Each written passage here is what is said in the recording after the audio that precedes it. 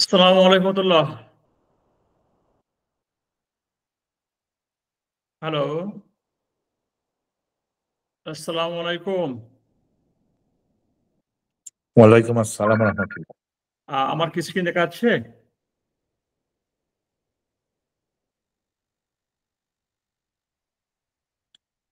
জি না, এখনো দেখতে পাচ্ছি না ঠিক।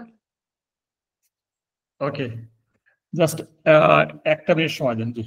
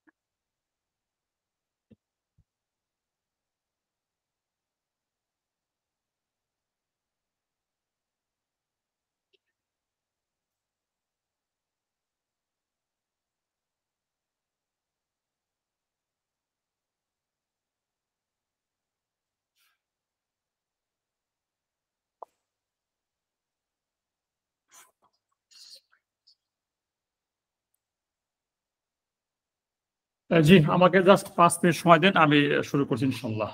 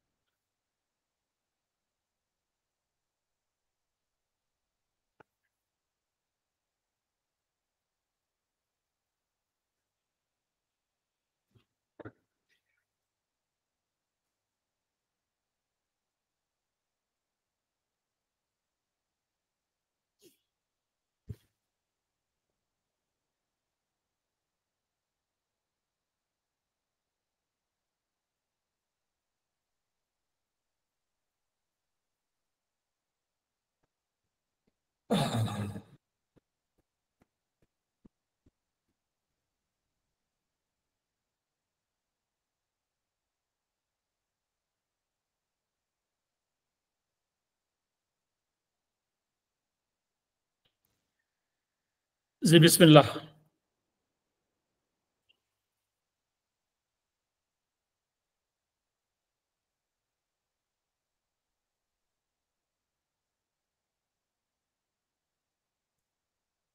জি, বিসমিল্লাহ। বিসমিল্লাহ, আলহামদুলিল্লাহ, ওয়াসসালাতু ওয়াসসালামু আলা রাসূলিল্লাহ। জি, তাহলে আজকে আমরা ইনশাআল্লাহ শুরু করছি। সরি, একটু দেরি হলো একটা ছোট্ট একটা বিষয়ের জন্য।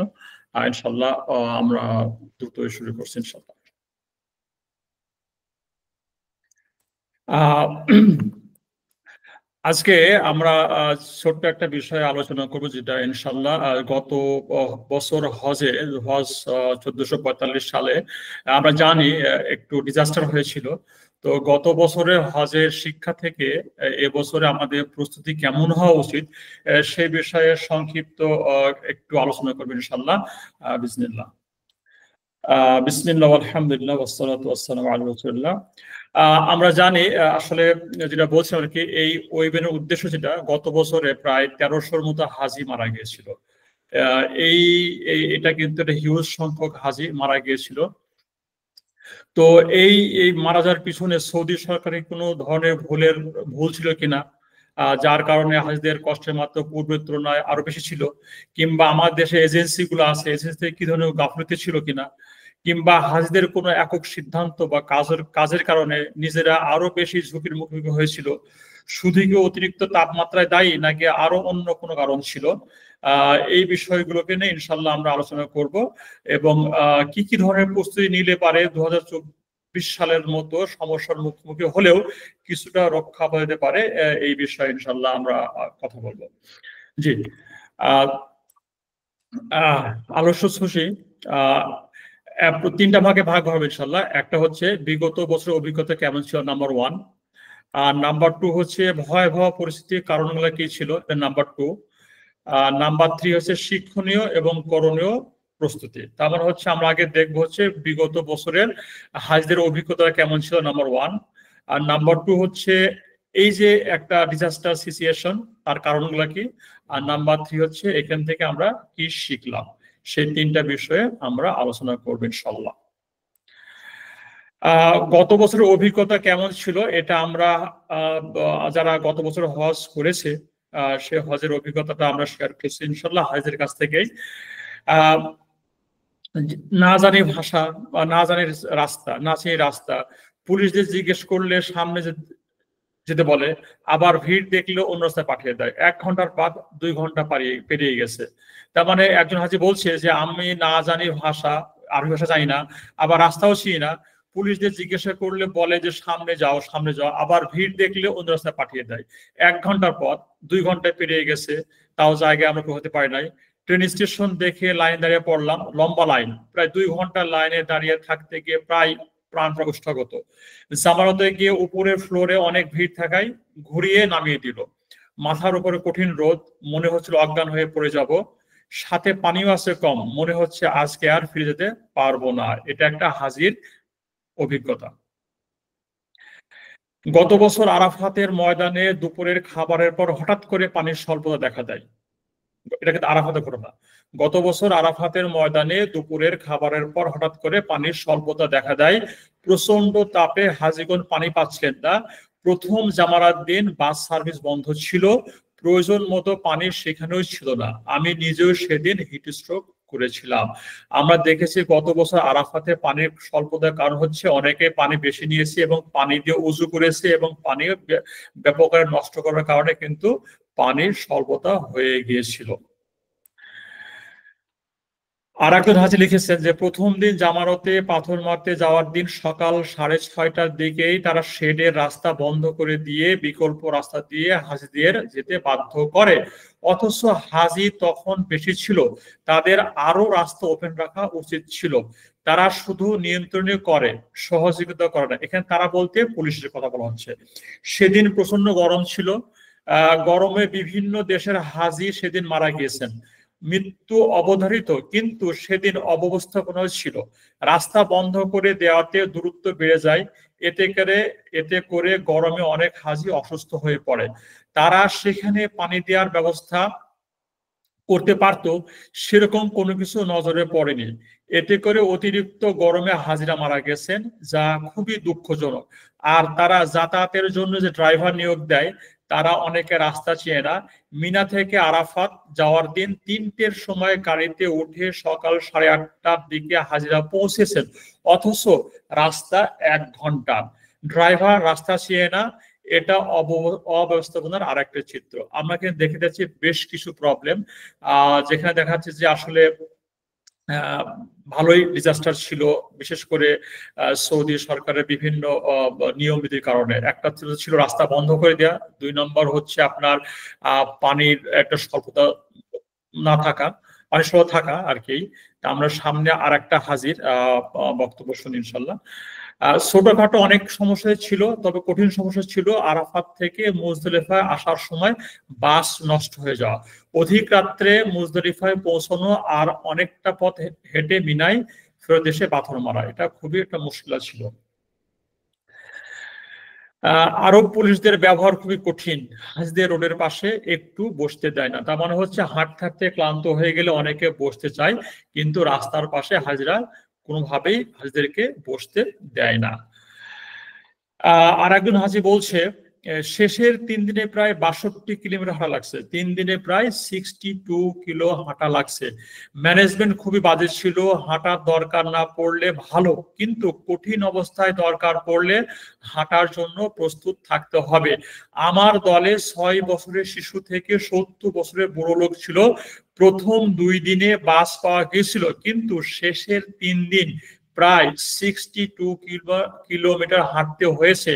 আমরা 48 ডিগ্রি তাপমাত্রায় হাঁটছি ঘন্টার পর ঘন্টা, টানা 12 থেকে 16 ঘন্টা হাঁটতে হয়েছিল। আমাদের মুআল্লিম অসুস্থ হয়ে পড়েছিল, কিন্তু আমরা কয়েকজন মনের জোরে ঈদের দিনে কাবাতে চলে গিয়েছিলাম। আবার পানির ব্যবস্থা ছিল বাজে। একটা সময় এমন অবস্থা হয়েছে যে পানি তো নাই, কেউ একজন খালি বোতল দিয়েছে, কিন্তু খুশি লাগছে এই ভেবেছে কোথাও পানি পেলে ভরে নিতে পারবো। সামনের বছরও যে একই রকম হবে তার ঠিক নাই। আবার মুআল্লিমেরও দোষ দিয়ে লাভ নাই, কারণ অনেক কিছুই ওদের নিয়ন্ত্রণে থাকে না। যে কোনো অবস্থার জন্য মানসিকভাবে প্রস্তুত থাকতে হবে। এখানে দেখা যাচ্ছে কি ইস্যু ছিল, একটা হচ্ছে বাসের সমস্যা ছিল, তারপরে হাঁটতে হচ্ছে, পানি ছিল না, অসুস্থ হয়ে গেছে, খালি বোতল ছিল কিন্তু পানি পাচ্ছিল না। এ হলো হাজিদের বাস্তব অভিজ্ঞতা এবং কেন তাদেরকে এই অভিজ্ঞতার মুখোমুখি হতে হয়েছিল। তবে কেন হতে হয়েছিল তার আগে আমি একটা অভিজ্ঞতা শেয়ার করি। গত বছর আমরা আরাফাতের ময়দানে ছিলাম আলহামদুলিল্লাহ। তো প্রথমে মিনা থেকে আরাফাতে আমাদের ডিস্টেন্সটা খুবই শর্ট, খুবই শর্ট ডিস্টেন্স ছিল। আমরা বাসও পেয়েছিলাম এবং বাস মোটামুটি আমাদেরকে সঠিক সময়ে রাত্রিতেই ফজরের ঘন্টাখানেক আগেই আমাদেরকে আরাফাতে পৌঁছে দিয়েছে এবং বাসটা পৌঁছানোর পরে আমাদেরকে নামিয়ে দিয়ে আমাদের বাস চলে গেছে এবং পার্কিং এ। দুপুরের পর থেকে আমরা বেসিক্যালি চেষ্টা করছিলাম বাসটা ট্র্যাকিং করার জন্য, যদিও বাসে আমাদের ট্র্যাকিং ডিভাইস ছিল, সেই ট্র্যাকিং ডিভাইস দেখাচ্ছে বাসটা বেশ দূরে আছে, মোটামুটি আরাফাতের বাইরে যে রিং এর পাশে যে পার্কিং সেখানে আছে।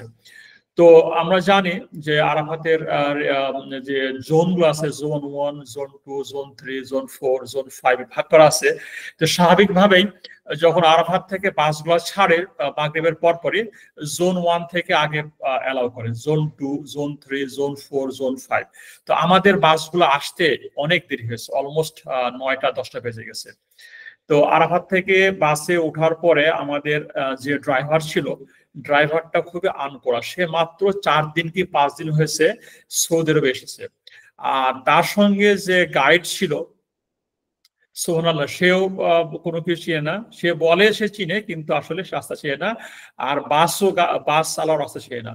যার জন্য আরাফাত থেকে মুজদলিফা আসার পথে আমরা রাস্তা হারিয়ে ফেলি। রাস্তা হারানোর ফলে আমরা কিন্তু কয়েকবার টক্কর দিয়ে কোনো অবস্থাতেই আমরা মুজদলিফাতে ঢুকতে পারছিলাম না। মোটামুটি আমাদের এদিকে ফজরের সময়ের কাছাকাছি হয়ে গেছে, আমরা কিন্তু চক্কর খাচ্ছিলাম যে টু এন্টার ইনটু দা মুজদলিফা।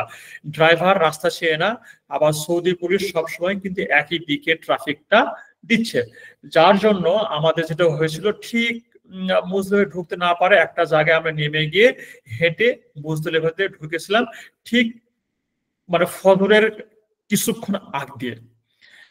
তো এইটা একটা বাসের সমস্যা ছিল। পরের দিনকে কিন্তু যেদিনকে আমাদের কিন্তু ওই দিনকে আবার বাসটা ফেরত এসে আমাদেরকে মুজদলিফা থেকে নেওয়ার কথা ছিল, কিন্তু সেই বাস আর ফেরত আসে নাই, যার জন্য কিন্তু আমাদেরকে হাঁটতে হয়েছে। এটা মাত্র একদিনের ঘটনা। তো গতবারে কিন্তু এইটার সমস্যা হয়েছিল বেশ কিছু। তা আমরা একটা তো প্রবলেম আমরা দেখলাম যে হাজিদের মুখ থেকে দেখলাম যে আসলে পানির একটা সমস্যা, তারপর হচ্ছে বাসের একটা সমস্যা, তারপর হচ্ছে তাপ একটা সমস্যা। এইগুলো মোটামুটি বড় সমস্যা ছিল। তো আমরা একটা ছিল হচ্ছে তীব্র গরম আর্দ্রতা, নাম্বার 1 রিজন। তাপমাত্রা প্রায় ওই দিনকে 50°C বা 122°F ছিল। আর অতিরিক্ত আর্দ্রতার কারণে শরীরের তাপমাত্রা সামলানো কঠিন হয়ে পড়ে, যা হিট স্ট্রোক এবং ডিহাইড্রেশন এর কারণ হয়ে দাঁড়ায়। এটা কিন্তু 1 নম্বর কারণ। ওই দিন কিন্তু অসম্ভব গরম ছিল, যেদিনকে আরাফা এবং আরাফাতের পরের ঈদের দিন কিন্তু টেম্পারেচার ওয়াজ এক্সট্রিমলি হাই। তো এই গরমের কারণে কিন্তু অনেকেই হিট স্ট্রোক এবং ডিহাইড্রেশনে পড়ে গেছে। এটা একটা। 2 হচ্ছে গরম থেকে সুরক্ষার অপর্যাপ্ত ব্যবস্থা। তীব্র গরম হবে, তাপ হবে, তারপরে কিন্তু গরমে হাজিদেরকে সুরক্ষা দেওয়ার জন্য কিন্তু পর্যাপ্ত পরিমাণে ব্যবস্থা নেওয়া হয় না। দ্যাট মিনস সবাই কিন্তু প্রপারলি টেন্টে জায়গায় পায় না, বা টেন্টে জায়গা পেলেও হয়তো ঠান্ডার ব্যবস্থা একদম ছিল না। এটা একটা গরম থেকে সুরক্ষার অপর্যাপ্ত ব্যবস্থা। নাম্বার 2। নাম্বার 3 হচ্ছে গত বছর কিন্তু একটা বড় একটাই ছিল যে আনডকুমেন্টেড হাজি। হ্যাঁ, গত বছর ছিল কিন্তু অনেক ছিল আনডকুমেন্টেড হাজি, বিভিন্ন আরব দেশ থেকে এসেছিল এবং এই হাজের সংখ্যা অনেক বেশি ছিল, যার জন্য তারা কিন্তু কোনো তাঁবু পায় নাই, তাদের কোনো ট্রাফিক, তাদের জন্য কোনো আলাদা পরিবহন ব্যবস্থা ছিল না এবং এর জন্য ট্রাফিক ব্যবস্থায় কিন্তু ভালো সমস্যা দেখা যায়। এই আনডকুমেন্টেড হাজি যারা ছিলেন তারা কিন্তু পায়ে হেঁটে বিভিন্ন জায়গায় গিয়েছেন এবং তাদের জন্য যেহেতু কোন তাঁবু ছিল না, তাদের কিন্তু বাইরে থাকতে হয়েছে এবং এটা একটা বড় কারণ। দীর্ঘক্ষণ বাইরে থাকা এবং দীর্ঘক্ষণ হাঁটার কারণে কিন্তু অনেকেই অসুস্থ হয়ে গেছে। তাপজনিত অসুস্থতা এর কারণে চিকিৎসা প্রদান করার জন্য পর্যাপ্ত সুযোগ সুবিধা ও জনবল ছিল না। মানে এই যে অতিরিক্ত হিট ছিল, গরম ছিল, এর জন্য চিকিৎসা দেওয়ার জন্য কিন্তু পর্যাপ্ত কোনো সুযোগ সুবিধা ছিল না এবং এই সময় মতো সঠিক চিকিৎসা না পাওয়ার কারণে অনেক মৃত্যুর সংখ্যা বেড়ে গেছে। আর যখন জরুরি সেবা প্রয়োজন হয়েছে, জরুরি সেবায় দ্রুত সাড়া দেওয়া সম্ভব হয়নি, যার ফলে অনেক মৃত্যুকে রোধ করা যায় নাই। তার মানে হচ্ছে জরুরি সেবায় বিলম্ব হয়েছে, জরুরি সেবায় দ্রুত সাড়া দেওয়া সম্ভব হয় নাই। যখন ইমার্জেন্সি দরকার ছিল তখন কিন্তু সমস্ত ইমার্জেন্সি কলে কিন্তু রেসপন্স আসে নাই, এর জন্য কিন্তু অনেক হাজি মৃত্যু বরণ করেছে। এরপর ছিল মানে আমাদের একটা সচেতনতার অভাব ছিল বা প্রশিক্ষণ ছিল না। আমাদের যারা এখান থেকে হজে গিয়েছি আমরা কিন্তু তীব্র গরম কখনো দেখি নাই, বা আমরা এই তীব্র গরমটা কখনো আমরা মোকাবেলা করার জন্য আমাদের প্রয়োজনীয় জ্ঞান এবং আমাদের কিন্তু সচেতনতা ছিল না। যার জন্য হয়েছে কি, পূর্ব প্রস্তুতির অভাবে এই হিট স্ট্রোকের ঝুঁকির সংখ্যা বা মৃত্যুর সংখ্যা অনেক বেড়ে গেছে। যেহেতু আমাদের পূর্ব অভিজ্ঞতা নাই যে তীব্র গরমে হিট স্ট্রোক মোকাবেলা করতে হয় কি হবে, এবং এর জন্য কোনো প্রিপারেশন ছিল না, যার জন্য কিন্তু মৃত্যুর সংখ্যা অনেক বেড়ে গেছে। আর একটা ছিল হচ্ছে নজিরবিহীন নিরাপত্তা। এই নজিরবিহীন নিরাপত্তার কারণে কিন্তু অনেকটা সমস্যা হয়েছে। তার আগে আমরা এক নজর দেখি, 1 নম্বর কারণ যেটা ছিল সেটা হচ্ছে আমাদের নাম্বার 1 রিজন ছিল হচ্ছে প্রচুর গরম ছিল এবং গরমের কারণে হিট স্ট্রোক রিহার্সাল হয়েছে, নাম্বার 1। নাম্বার 2 ছিল হচ্ছে গরম থেকে আমাদেরকে সুরক্ষার জন্য পর্যাপ্ত টেন্ট এবং কুলারের ব্যবস্থা ছিল না, নাম্বার 2। নাম্বার 3 ছিল আনডকুমেন্টেড হাজি বা অনিয়মিত হাজি। বিভিন্ন আরব দেশে অনেকগুলা আনডকুমেন্টেড হাজি ছিল যারা হজের পারমিট ছাড়া হজ করতে এসেছিল। তাদের জন্য কোনো নির্ধারিত তাঁবু নাই, তাদের জন্য কোনো পরিবহন ব্যবস্থা নাই, যার জন্য তাদেরকে দীর্ঘক্ষণ হাঁটতে হয়েছে এবং তারা দীর্ঘক্ষণ রোদে থাকতে হয়েছে, এটা একটা কারণ। এরপরে ছিল হচ্ছে ট্রিটমেন্টের ব্যবস্থা খুব একটা বেশি ভালো ছিল, কিন্তু সময় মতো সঠিক চিকিৎসা না পাওয়ার কারণে কিন্তু মৃত্যুর সংখ্যা বেড়েছে, নাম্বার 4। নাম্বার 5 হচ্ছে যে ইমার্জেন্সির ক্ষেত্রে দ্রুত রেসপন্স করতে পারে না, যার জন্য মৃত্যুর সংখ্যা অনেক বেড়ে গেছে। আর আমাদের যারা গরম দেশের লোক না, তাদের জন্য যে সমস্যাটা হয়েছে, তারা সঠিকভাবে হিট স্ট্রোক এইটা ম্যানেজ করতে পারে নাই, কারণ আমাদের আগে থেকে কোনো পূর্ব প্রস্তুতি ছিল না।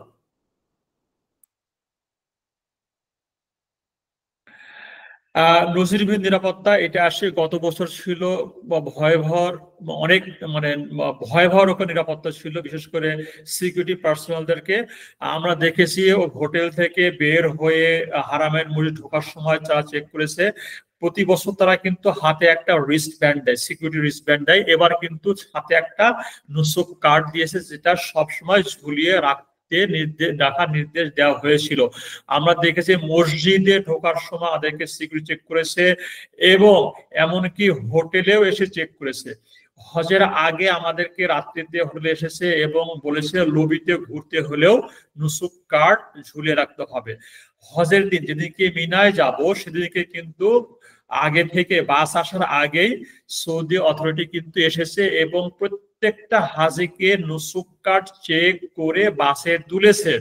তার মানে প্রত্যেকটা হাজির নুসুক কার্ড চেক করে বাসে তুলেছে। এমনকি কোনো কোনো ক্ষেত্রে নাকি অনেক দেশে হাজিদের জন্য বাসে তোলার পরে বাসের গেট বন্ধ করে দিয়েছে এবং বাসের গেটে কিউআর কোড লাগিয়ে দিয়েছে, যেন পথিমধ্যে বাসে অন্য কোনো হাজি উঠতে না পারে।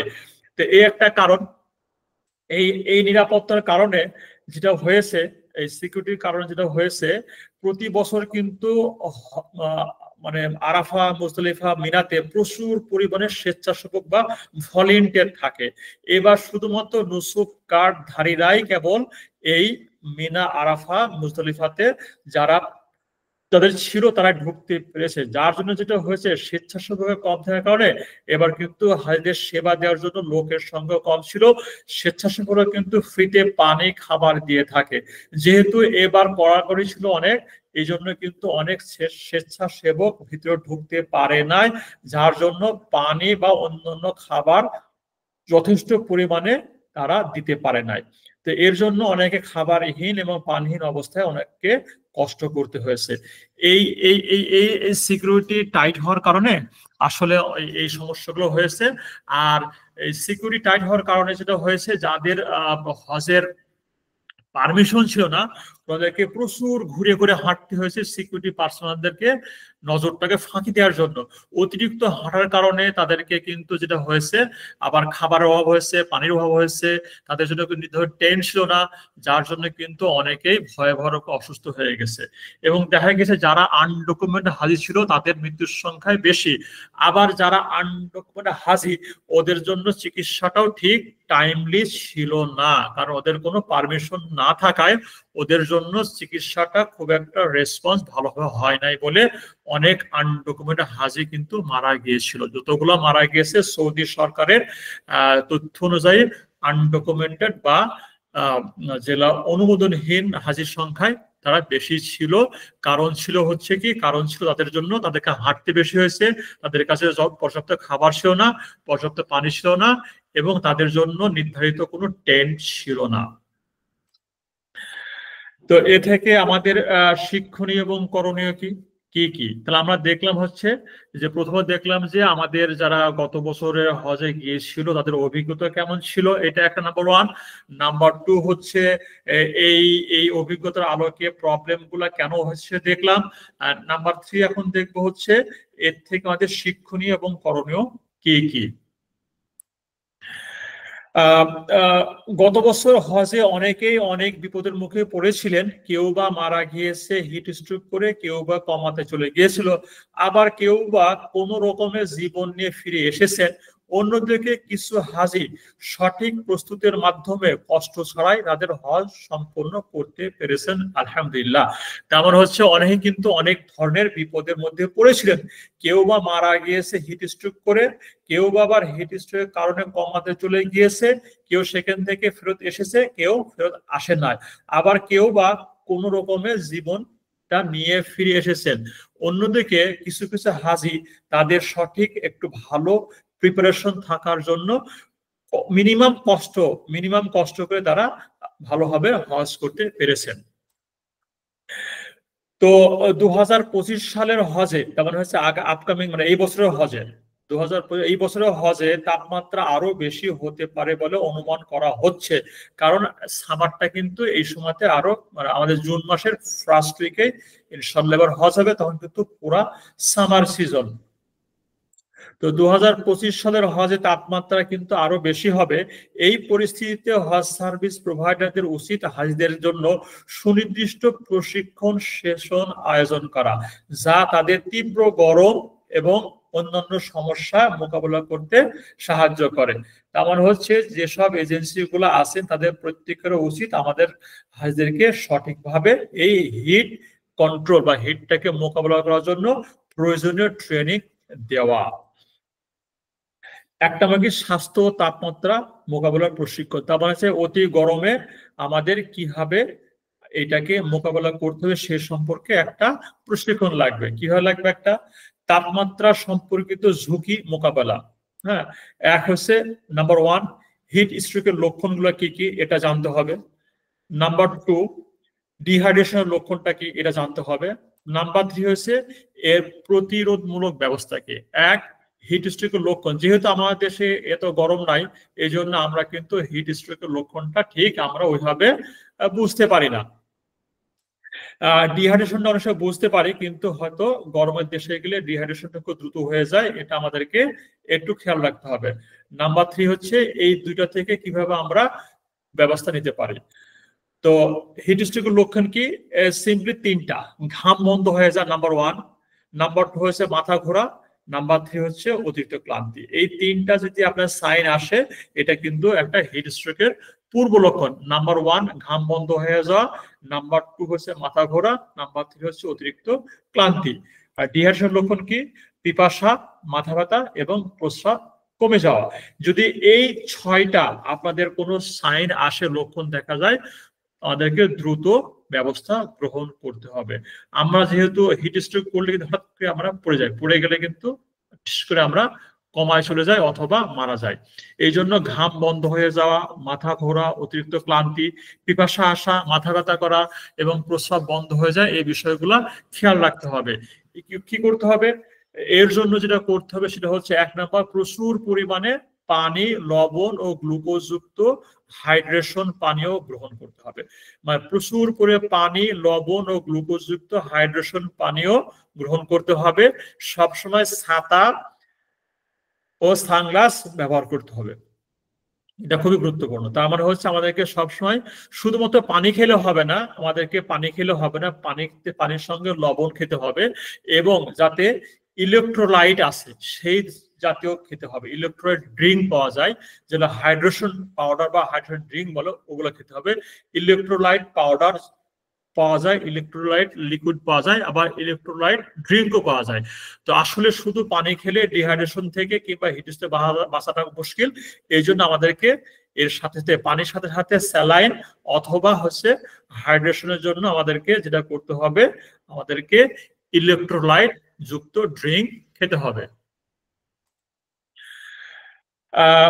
গরম কমানোর জন্য আমাদেরকে কিছু জিনিস ব্যবহার করতে হবে। নাম্বার ওয়ান কি, কুলিং টাওয়েল ব্যবহার করতে হবে। সবসময় একটা ভিজা টাওয়েল আমাদেরকে ব্যবহার করতে হবে, সো দ্যাট আমাদের অতি গরমে সেটা আমরা ব্যবহার করলে একটু গরম থেকে বাঁচতে, কুলিং টাওয়েল। নাম্বার টু কি, পোর্টেবল ফ্যান পাওয়া যায়, আমরা পোর্টেবল ফ্যানগুলা আমরা নিতে পারি। পোর্টেবল ফ্যানটা কি, বেসিক্যালি অনেকটাই হচ্ছে গলায় ঝোলানো যায় বা হাতে রাখা যায়, যেখান থেকে বেসিক্যালি ওটা রিচার্জেবল। তো পোর্টেবল ফ্যান আমরা রাখতে পারি। নাম্বার থ্রি কি, আমরা আইস প্যাক সঙ্গে রাখতে পারি টু গেট সাম কমফোর্ট। একটা হচ্ছে number one cooling towel, number two portable fan, number three হচ্ছে আইস প্যাক। এর সঙ্গে কি করণীয় আছে, এর সঙ্গে হচ্ছে আমাদেরকে জরুরি চিকিৎসা প্রশিক্ষণ নিতে হবে। ইমার্জেন্সিতে আমাদের প্রত্যেকটা হাজিকে, প্রত্যেকটা গ্রুপের হাজি থেকে আমাদেরকে ইমার্জেন্সি প্রশিক্ষণ নিতে হবে, so that we can take necessary action in the time of emergency. তো এই জন্য কি তাদেরকে যে প্রাথমিক চিকিৎসার বিষয়গুলো শিখে নিতে হবে, যে আমাদেরকে হিটস্ট্রোক হলে কি করণীয়, এটা শিখতে হবে। তো প্রাথমিক চিকিৎসার জন্য আমাদের কি করতে হবে, প্রাথমিক চিকিৎসার উপায়টা কি শিখতে হবে, হিট স্ট্রোক বা ডিহাইড্রেশন হলে জরুরি সেবা দেওয়া শিখতে হবে। তো এই দিকের জন্য আমাদেরকে একটু ট্রেনিং দরকার, যারা এই বিষয়ে অভিজ্ঞ তাদের সঙ্গে আমাদেরকে ট্রেনিং দিতে হবে। হিট স্ট্রোক করলে কিভাবে সহায়তা হবে, পাটাকে একটু প্রতি তুলতে হবে নাকি মাথাটাকে তুলতে হবে, সঙ্গে সঙ্গে করণীয় কি, তাকে কি খাওয়াতে হবে, কি ব্যবস্থা করতে হবে, এগুলো আমাদেরকে আগে থেকে একটা ট্রেনিং নিতে হবে। এটা প্রত্যেকটা হাজিরে আমাদের ট্রেনিং নেওয়া উচিত। হজে যাওয়ার আগে আমাদের এই বিষয়টা, বিশেষ করে হিট স্ট্রোক এবং ডিহাইড্রেশনটা ম্যানেজ করার জন্য কিভাবে জরুরি সেবা দেওয়া যায় সেই বিষয়টা সম্পর্কে আমাদের আগে থেকে একটু ট্রেনিং নিতে হবে। It is very important. যারা হজে যাচ্ছেন তারা অবশ্যই আপনাদের এজেন্সিকে বলবেন তারা যেন একটা ট্রেনিং এর ব্যবস্থা করে। ইনশাল্লাহ আমরা আমাদের এখান থেকে একটা ট্রেনিং ব্যবস্থা করব, যে হজে গেলে প্রাথমিক চিকিৎসা ইন কেস অফ ইমার্জেন্সি কিভাবে নিতে হয়। ইনশাল্লাহ will have a free webinar. ঠিক একইভাবে আপনারা আপনাদের হাজিদেরকে, আপনাদের এজেন্সিকে বলবেন তারা যেন এই জরুরি চিকিৎসা, বিশেষ করে হিট স্ট্রোক বা ডিহাইড্রেশন হলে কিভাবে এটাকে ব্যবস্থা নিতে হবে, এটা প্রত্যেককে ভালোভাবে ট্রেনিং দেওয়ার জন্য। নাম্বার টু হচ্ছে জরুরি সেবার তথ্য। এখানে হসপিটাল গুলা, ক্লিনিক গুলা, অ্যাম্বুলেন্সের নাম্বার গুলা আগে থেকে সংগ্রহ করে রাখতে হবে। আমরা যখন হজে যাব, হজে গিয়ে আরাফা, মুজদলিফা, মিনা এবং এইসব এলাকা, এইসব জায়গাতে যেগুলো জরুরি চিকিৎসার জায়গা আছে, হসপিটাল আছে, ক্লিনিক আছে, ক্যাম্প আছে, প্রত্যেকটা ক্যাম্পের লোকেশন বা জানা সম্ভব না, তো আমাদের ওই হটলাইন নাম্বারটা আমাদেরকে অবশ্যই জেনে হবে, এবং এটা আপনারা প্রত্যেকে সেভ করে রাখবেন। এবং হাজিদের সঙ্গে নিজের গ্রুপের জরুরি কন্ট্যাক্ট নাম্বার অবশ্যই স্টোর করে রাখবেন। শুধু নিজের নয়, নিজের ইমার্জেন্সি কন্ট্যাক্ট নাম্বার, গ্রুপের জরুরি কন্ট্যাক্ট নাম্বার এবং চিকিৎসা সেবার হটলাইন নাম্বার, এই 3 ধরনের নাম্বারগুলো অবশ্যই আপনারা কি করবেন, সংরক্ষণ করবেন। 1 নম্বর হচ্ছে চিকিৎসার হটলাইন নাম্বার, নাম্বার 1। নাম্বার 2 হচ্ছে নিজেদের ইমার্জেন্সি নাম্বার, আর নাম্বার 3 হচ্ছে আপনার ফেলো হাজি বা আপনার এজেন্সি মুআল্লিমের যে হোক না কেন তাদের নাম্বারগুলো একটা জায়গায় লিখিত বা ফোনে সেভ রাখবেন, যেন জরুরি প্রয়োজনে দ্রুত কল করতে পারেন। আরেকটা গুরুত্বপূর্ণ বিষয় হচ্ছে যেটা আমরা অনেকেই এটা সিরিয়াসলি নিই না, সেটা হচ্ছে নেভিগেশন টুল ব্যবহার শেখানো। আমরা জানি যে আগের দিনে কিন্তু মানুষ হারিয়ে যেত। আগের দিনে মানুষ হারিয়ে যেত। একদিকে আমার মনে আছে আমার আব্বা যখন হজে গিয়েছিল, তো ওনার সঙ্গে বেশ কিছু হাজি হারিয়ে গেছিল, ওদের খুঁজতে গিয়েই হয়রান হতে হয়েছিল। তো ইদানিং এখনই কিন্তু সেই বিষয়টা আছে, এখনই কিন্তু হাজি সাহেবরা কিন্তু প্রায় হারিয়ে যান। বিশেষ করে বয়স্ক লোকরা তো প্রায় হারিয়ে যান, বয়স্ক মহিলারা, বয়স্ক বোনেরা, বয়স্ক আন্টিরা কিন্তু হারিয়ে যায়। এটা হারানোর কারণটা হচ্ছে ওখানে মিনা বা আরাফাতে যেখানে যাচ্ছি, এখানে কিন্তু ট্রেন্ড গুলা মোরাললেস সবগুলো দেখতে একই রকম, বেসিক্যালি কনফিউজড হয়ে যায়, নাম্বার ওয়ান। নাম্বার টু হচ্ছে এখানে অনেকগুলো রাস্তা থাকে, রাস্তা চেনা যায় না। তো এই জন্য অচেনা পথ, আবার সব ট্রেনগুলো দেখতে একই রকম, যার জন্য কিন্তু হারিয়ে যাওয়াটাই স্বাভাবিক। এই জন্য আমাদের যেটা উচিত হচ্ছে, যেটা হারিয়ে না যায়, সবসময় সাথে আইডি কার্ড রাখো। আর সঙ্গে যেহেতু বর্তমানে স্মার্টফোন আছে, স্মার্টফোনের নেভিগেশন টুলগুলো আমাদেরকে ব্যবহার করা শিখতে হবে। বিশেষ করে মক্কা, মিনা, আরাফাত এবং মুজদলিফার রুট এবং এই সুবিধাগুলো আমাদেরকে আগে থেকে দেখতে হবে। আমরা যে পথে মক্কা থেকে মিনায় যাব, যে পথে মিনা থেকে আরাফাতে যাব, যে পথে আরাফাত থেকে মুজদলিফা আসব, সেই পথের আবার মুজদলিফা থেকে আমরা জামাতে যাব, এই পথগুলো সম্পূর্ণ রুট আমরা গুগল ম্যাপে আগে থেকে দেখে শিখে নেব। আমাদের প্রত্যেকে স্মার্টফোন আছে, স্মার্টফোন থেকে আমরা গুগল ম্যাপ দিয়ে আমরা মোটামুটি ভাবে এই পথগুলা দেখে নিব, সো দ্যাট আমরা হারিয়ে গেলেও যেন আমাদের স্মার্টফোনের লোকেশন শেয়ার করে বা লোকেশন দেখে আমরা কাছাকাছি আসতে পারি। তো এই জন্য হোয়াটসঅ্যাপ এবং গুগল ম্যাপ ব্যবহার করা খুব জরুরি। হোয়াটসঅ্যাপে কিন্তু আমরা লোকেশন শেয়ার করতে পারি এবং লোকেশন শেয়ার করলে এটা আমাদের জন্য সহজ হবে। আর একটা বিষয় হচ্ছে, আমরা যখন যেখানে যাব, আমরা সেখানে গিয়েই প্রথমে যেটা করব, আমাদের টেন্টে হোক, হোটেল হোক, আমাদের ওই লোকেশনটাকে পিন করে রাখবো, সো দ্যাট আমি যদি হারিয়ে যাই, পিন লোকেশনটাকে আমরা ওই আমাদের ডেস্টিনেশনটাকে ধরে আমরা ওখানে গুগল ম্যাপ দিয়ে আমরা যেতে পারবো। তারপর হচ্ছে নাম্বার ওয়ান কি, আমাদেরকে লোকেশন শেয়ার করা, লোকেশনগুলো পিন করা এবং একটু নেভিগেশনগুলো বোঝার জন্য একটা ছোট বড় ট্রেনিং আপনারা নিয়ে নেবেন। এটা খুবই গুরুত্বপূর্ণ, এটা খুবই গুরুত্বপূর্ণ। যেহেতু এখন স্মার্টফোন আছে, এই জন্য এই বিষয়গুলো আপনারা একটু শিখে নেবেন, যারা জানে তাদের সঙ্গে একটু শিখে নেবেন। আচ্ছা, আর একটা হচ্ছে আমাদের যেটা করতে হবে সেটা হচ্ছে আমাদেরকে একটু সচেতনতা বৃদ্ধি করতে হবে। হ্যাঁ, এইটা এইটা এটা খুবই গুরুত্বপূর্ণ। আমরা বেসিক্যালি যেটা হচ্ছে, আমরা সচেতন না, আমরা সবকিছু সিরিয়াসলি নিই না। আমরা সবকিছু মনে ঠিক আছে, হজে যাচ্ছি, আমরা হজে যাচ্ছি, আমার ডান দিকে বাম দিকে যা করবে তাই দেখে দেখে করে ফেলবো। খেয়াল রাখেন, আসলে আমাদের কিন্তু সবাই 24/7 nobody is going to hold year hand, কেউ আপনার হাত ধরে থাকবে না। তো আপনি হারিয়ে যেতেই পারেন, আপনি পথ হারাতেই পারেন। যেমন গত বছর একবার হয়েছে কি, আমাদের সঙ্গে গ্রুপে ছিল, পানি ফুরিয়ে গেছিল, তো সে আমাদেরকে সে ডান দিকে যে ফাউন্টেন আছে, ফাউন্টেনে পানি দিয়ে গেছে, আমরা চলে এসেছি, উনি কিন্তু আমাদেরকে হারিয়ে ফেলেছে। তো হারিয়ে তো যাইতেই পারেন, পথ ভুলে যেতেই পারি, আমরা দলছুট হতেই পারি। এই জন্য আমাদেরকে যেটা করতে হবে, অবশ্যই আমাদেরকে একটু সচেতন এবং সিনসিয়ার হতে হবে, সো দ্যাট আমরা নিজের কিছু কাজ করতে পারি।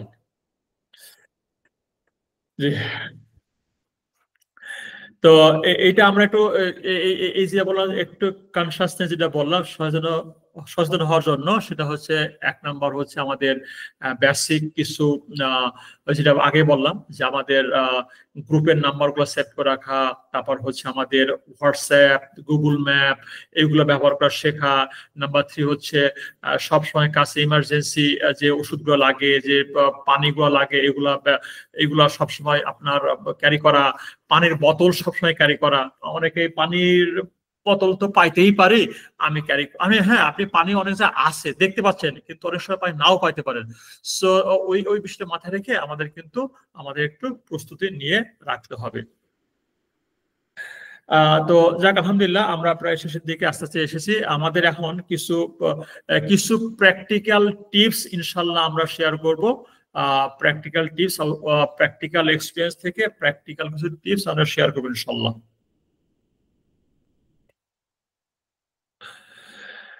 হজের সময় বেশি হাঁটতে হয়, তাই হজের আগ থেকে হাঁটার অভ্যাস করুন। Trust me, Hajj is all about আপনার কি হবে ওয়াক, হাঁটতে হবে। হজের কিন্তু হাঁটার বিকল্প নাই। আসলে হজ একটা ইবাদত, যে ইবাদতটা আসলে ইট ডিমান্ডস আর ফিজিক্যাল ফিটনেস। হ্যাঁ, আমাদের যে সলাতে কিন্তু আমাদের একটু কষ্ট হয়, সামান্য কষ্ট হয়, খুব বেশি কষ্ট হয় না। সলাতে কিন্তু ফিজিক্যাল ফিটনেস ইম্পর্টেন্ট, রোজাতে ফিজিক্যাল ফিটনেস ইম্পর্টেন্ট, জাকাতে তো কিছুই লাগে না, জাকাতে টাকা লাগে, ঠিক আছে। কিন্তু হজে কিন্তু টাকাও লাগে, আবার কিন্তু ফিজিক্যাল একটা ফিটনেস লাগে।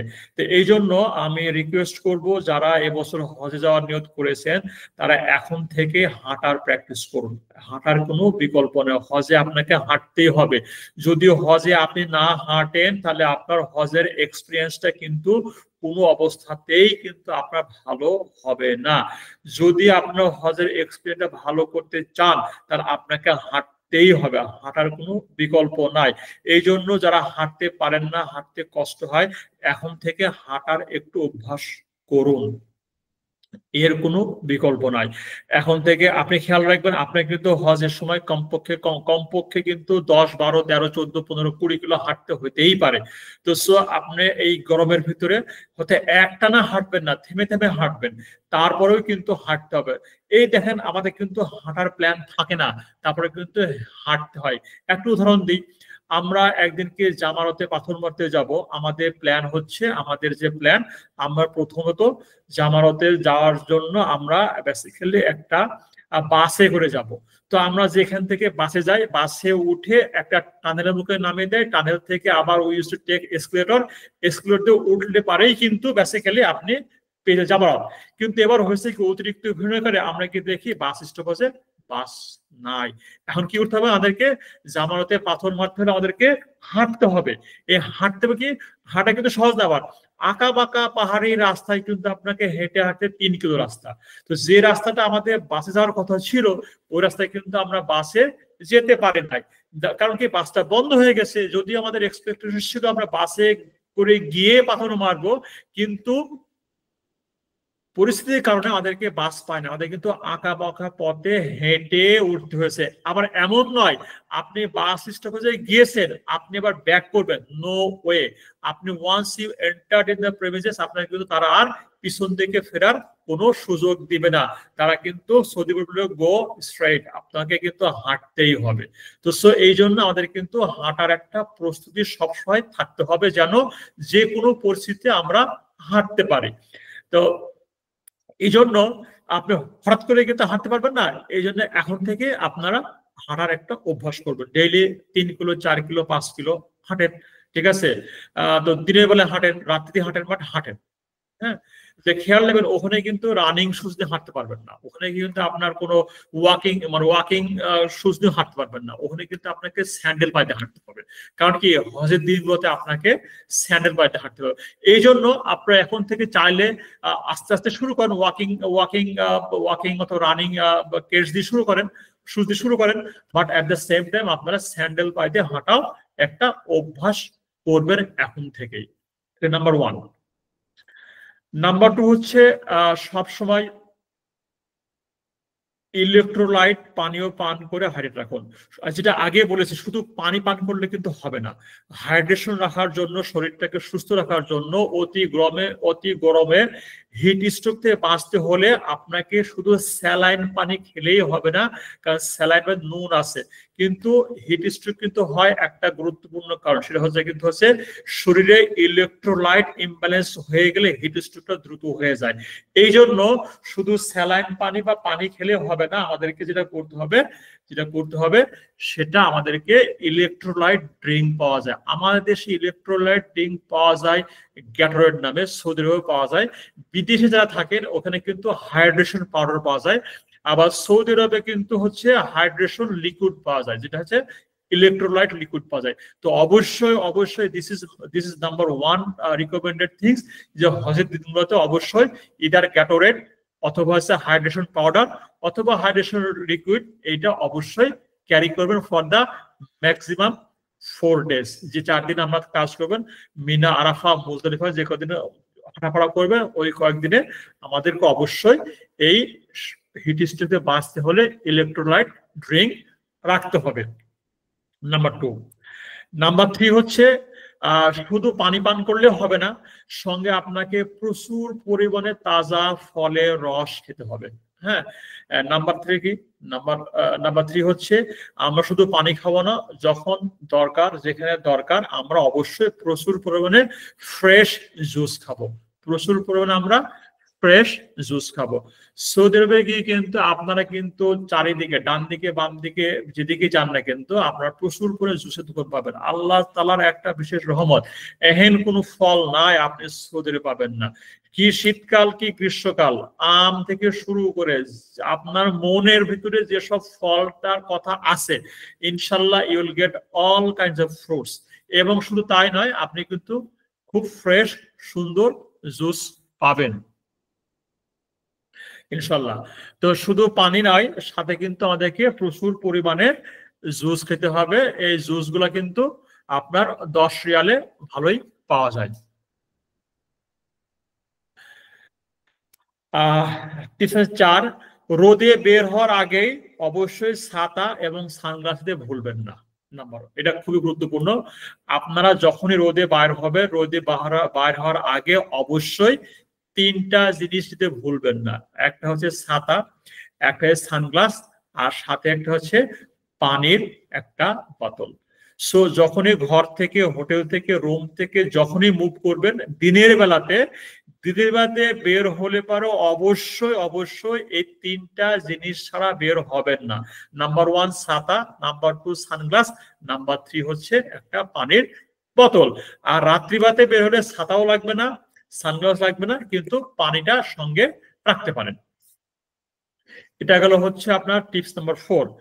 টিপস নাম্বার 5 হচ্ছে যে আপনারা অবশ্যই অবশ্যই হোয়াটসঅ্যাপে লোকেশন শেয়ারিং, গুগল ম্যাপসের ব্যবহার এবং গুগল ট্রান্সলেটর ব্যবহার করা শিখতে হবে। কারণ হচ্ছে ওই দেশে গিয়ে আপনি রাস্তাও চিনেন না, যার জন্য আপনাদের গুগল ম্যাপ সাহায্য করবে। ও দেশের ভাষাও বোঝেন না, যার জন্য আপনাকে Google translator will help you to communicate with the local people. তো সো যে দুটা মূল প্রবলেম, সেটা হচ্ছে ভাষা না জানা এবং রাস্তা না চেনা। এই দুটো প্রবলেম কিন্তু ইউ ক্যান ইজিলি সলভ যদি এই দুইটা টুলস ইউজ করা শিখেন, তাহলে কিন্তু আপনারা অবশ্যই এই দুটো জিনিস থেকে উপকৃত হতে পারবেন। একটা হচ্ছে গুগল ম্যাপস, আর একটা হচ্ছে গুগল ট্রান্সলেটর।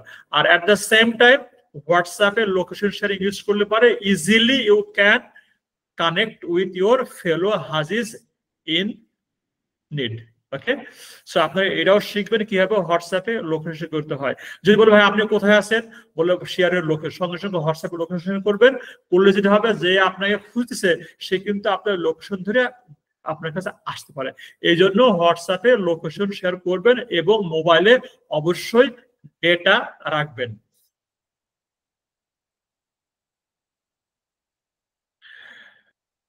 এটা গেল এটা। আচ্ছা, নাম্বার 6 শেষ, এইটা আমার ফাইনাল টিপস। সেটা হচ্ছে যারা ইয়াং তাদের জন্য ভুলেও বাহাদুরি দেখাবেন না।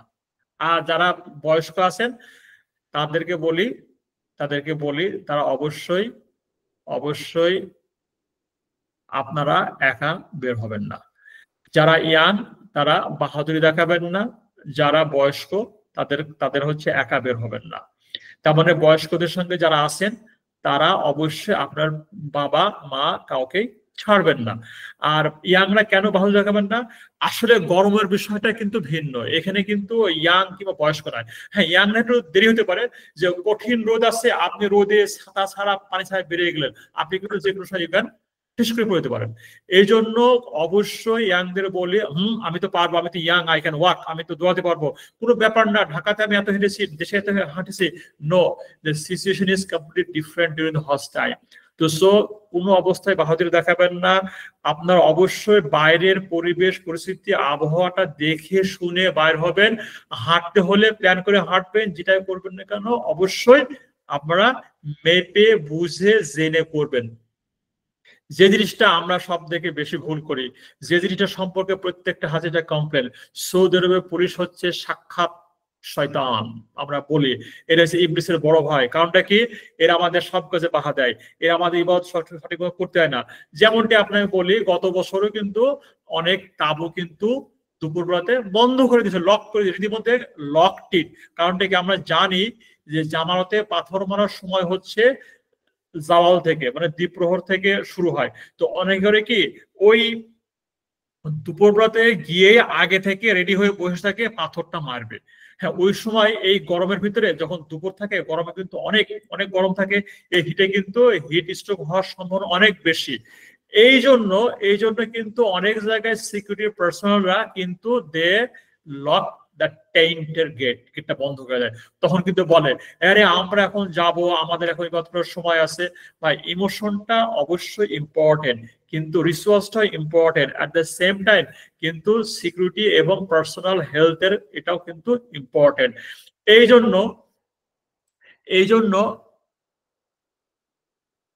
এই জন্য যেটা করতে হবে, অবশ্যই যেটা বলি যে সিকিউরিটি পার্সোনালদের কথা ইনস্ট্রাকশন অবশ্যই ফলো করবেন। তা যদি বলে এখন বেরোবেন না, এখন বেরোবেন না। সর্বোপরি আপনাদের যে গ্রুপের লিডার আছে তাদের ইনস্ট্রাকশনটা ফলো করবেন। আপনি ফার্স্ট টাইম গিয়েছেন এবং আপনি প্রথমবার গিয়েছেন, আপনি কিন্তু কিছু জানেন না। এই জন্য you should not take any decision at your own. আপনার যে লিডার, আপনার যে টিমের যে লিডার আছেন, উনি কিন্তু মাল্টিপল টাইম গিয়েছেন, সে কিন্তু সবকিছু জানেন এবং বোঝেন কখন কোন পরিস্থিতি হতে পারেন। এটা আপনাদের request, you don't put your own decision. আপনার নিজের কোনো সিদ্ধান্ত নেবেন না, বিশেষ করে হজের দিনগুলোতে।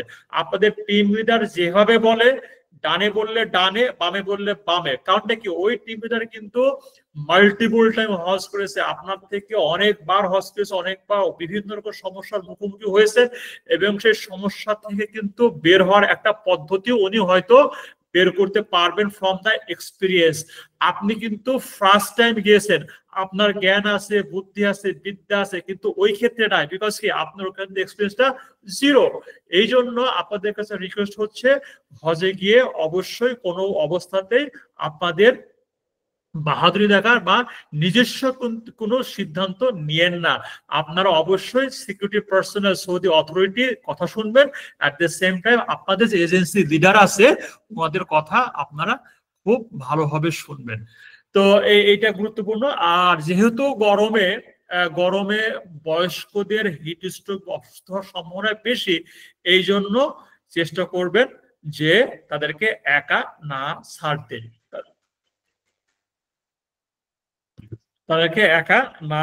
চেষ্টা করবেন।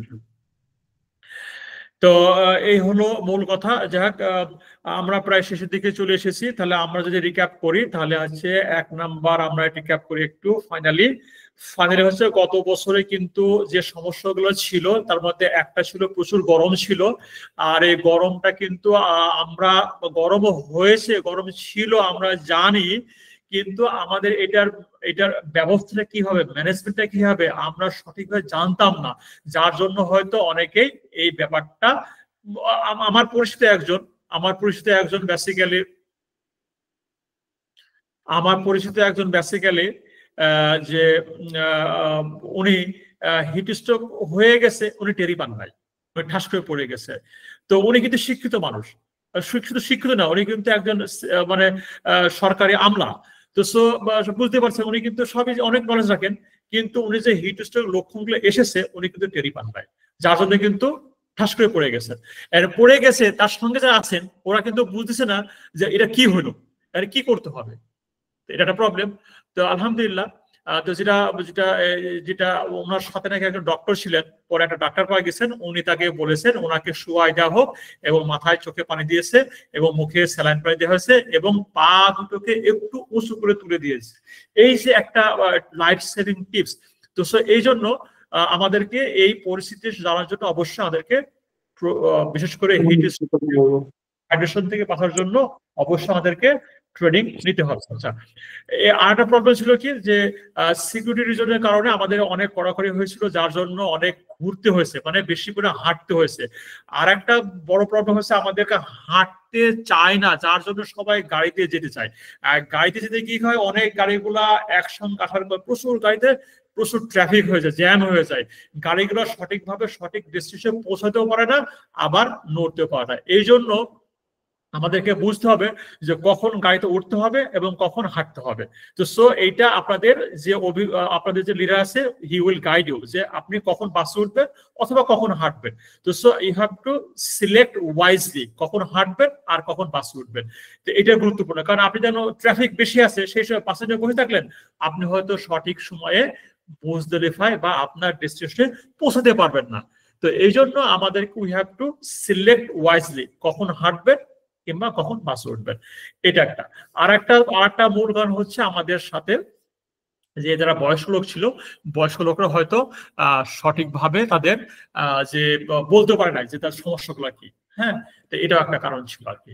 যাই হোক, আমরা অবশ্যই ইনশাল্লাহ এবার যারা হয়ে যাচ্ছি তারা এই বিশেষ করে হিট স্ট্রোক, ডিহাইড্রেশন এবং গরম, তারপর হচ্ছে পরিবহন ব্যবস্থার সমস্যা, এইগুলো মাথায় নিয়েই আমরা প্রস্তুতি নিয়ে যাব। 1 নম্বর, অতি গরম হবে, এটা একটা। পানির স্বল্পতা হবে, এটা একটা। ঠান্ডা তাবু হবে, এটাও একটা। পরিবহনের ঝামেলা হবে, এটা একটা। তারপর হাঁটতে হবে। এইগুলো মাথায় রেখে আমাদেরকে এখন থেকে প্রস্তুতি নিতে হবে। তো এইগুলো প্রস্তুতি নেওয়ার জন্য যা যা করা দরকার, এখনই right time, this is right time to start for the preparation. তা ইনশাল্লাহ আপনারা এখন থেকে নিবেন।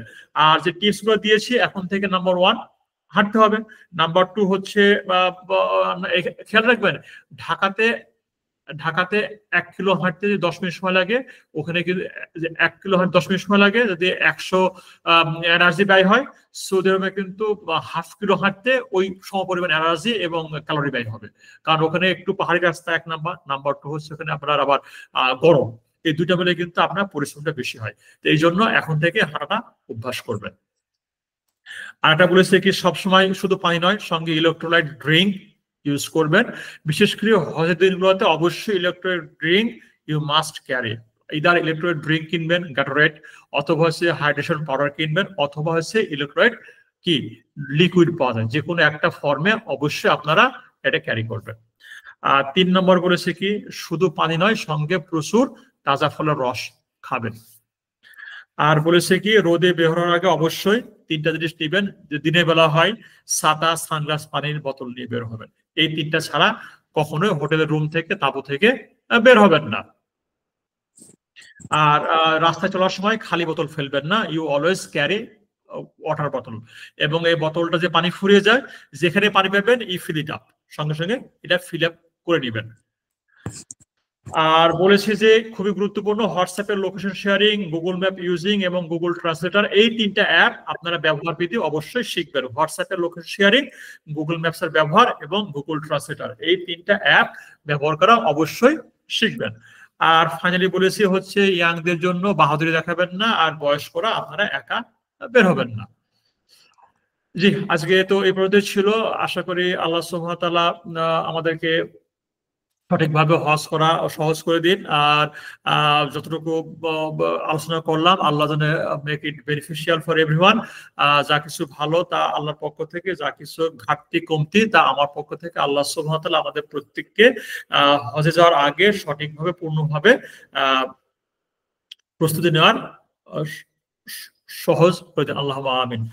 জি, সুবহানাকাল্লাহুম্মা বিহামদিকা আশহাদু আল্লা ইলাহা ইল্লা আনতা আস্তাগফিরুকা। যদি আপনাদের কারো প্রশ্ন থাকে আলোচনা করতে পারি আমরা কিছুক্ষণ। যদি কারো কোনো প্রশ্ন থেকে থাকে আপনারা আলোচনা করতে পারেন, আমি আসি to discuss something, right?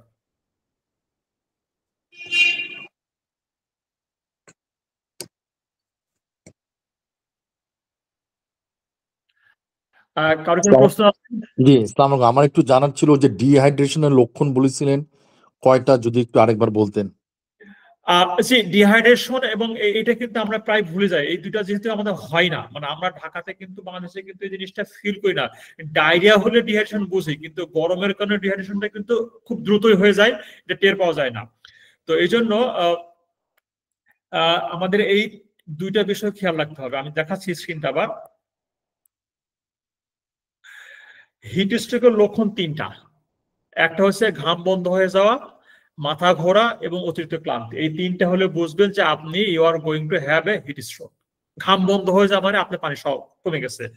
R dehydration লক্ষণ কিন্তু তিনটা। একটা হচ্ছে ঘন ঘন মানে মুখ শুকিয়ে যাওয়া, পিপাসা লাগা, মাথা ব্যথা করা এবং প্রস্রাব কমে যাওয়া। এই তিনটে, মানে আপনাকে মোট 6টা জিনিস মাথায় রাখতে হবে। যে আপনার ঘাম বন্ধ হয়ে গেছে কিনা, অতিরিক্ত গরম কিন্তু ঘামছেন না, অ্যালার্মিং। মাথা ঘুরতেছে, অ্যালার্মিং। অতিরিক্ত ক্লান্তি, টায়ার্ড, অ্যালার্মিং। আর যদি পিপাসা মানে মুখ শুকিয়ে যাচ্ছে, মুখ শুকিয়ে যাওয়া মানে কিন্তু আপনার ডিহাইড্রেশন লক্ষণ একটা। মাথা ব্যথা করাও কিন্তু ডিহাইড্রেশন লক্ষণ। কারণটা কি, পানি কমে গেলে, শরীরে যদি পানি কমে যায়, মাথায় অক্সিজেন সাপ্লাইটা কমে যায়, যার জন্য আপনার মাথা ব্যথা করে। আর প্রস্রাব তো অবশ্যই এটা কমে যাবে, হ্যাঁ এটা কমে যাবে, হলুদ আকার হবে। তো এই তিনটা বিষয় মাথায় রেখে আসলে আমাদেরকে খেয়াল রাখতে হবে। জি,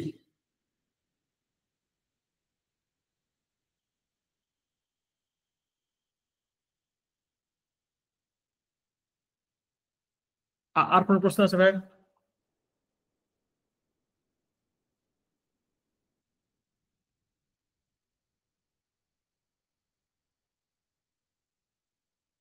জি, যদি প্রশ্ন না থাকে আমরা আজকে এই পর্যন্ত শেষ করছি ইনশাল্লাহ। আসসালামু আলাইকুম ওয়া রাহমাতুল্লাহি ওয়া বারাকাতুহু।